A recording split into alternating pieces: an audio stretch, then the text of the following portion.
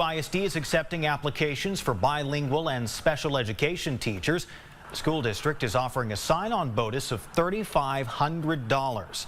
It comes as the state of Texas deals with a shortage of bilingual and special ed teachers.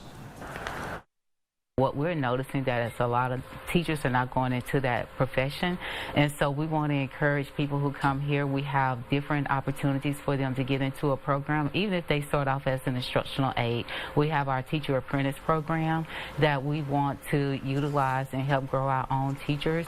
The applications are being accepted through July 7th.